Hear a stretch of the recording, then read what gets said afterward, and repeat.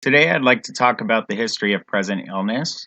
Being able to write a quick and efficient HPI is a huge asset. It'll help you not only in the hospital on the wards, but also during OSCEs, like the Step 2 clinical skills exam, in which you have to be very quick and efficient. So, here are some of the basic things I included in HPI. Things like the age of the patient, the gender of the patient, and the chief complaint. Then, the onset of the chief complaint, what they were doing, and how long it's been going on for. For example, if it's constant, if it kind of comes and goes, that kind of thing as well. Where the pain, if they're having any, is located, if it radiates anywhere, such as into their arm, if they're having chest pain, and the quality of the pain, if they're having, let's say, sharp chest pain or squeezing chest pain. Modifying factors. So, what makes the pain better or what makes the pain worse?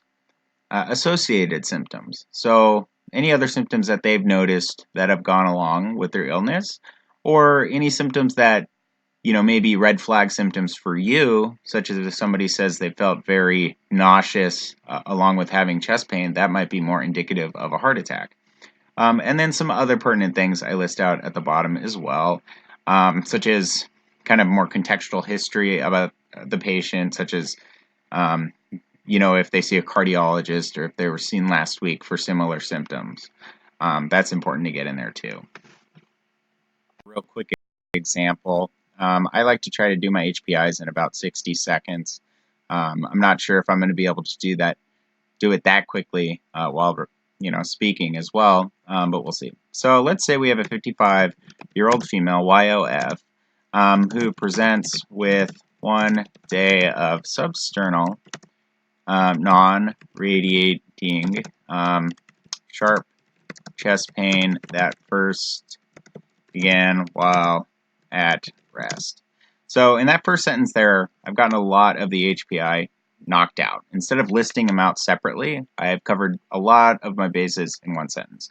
The age, the gender, the duration, the location of the pain, the fact that it's non-radiating, the quality. I could even include the severity. We'll say 5 out of 10. Chest pain, and then how it first began. So we'll have a second sentence that adds to that. We'll say, the pain has been constant.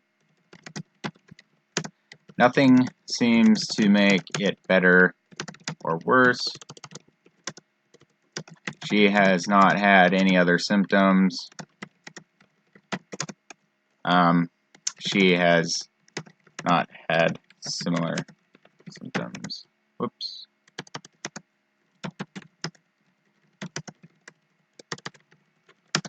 So, that's an example of a very bare bones but efficient HPI. This would be useful in something like a Step 2 clinical skills exam where you just need those bare bones to kind of get the points. Some other things I like to include in the HPI is if there's pertinent history. So let's say this lady has a history of hypertension. In that first sentence, we could say a 55-year-old female with a history of hypertension presents with 1 day of substernal non-radiating sharp 5 out of 10 chest pain that first began while at rest. The pain's been constant. There's no exacerbating or alleviating factors. She's not had any other symptoms. She's not had similar symptoms previously. That's important for context as well. So I hope this is helpful.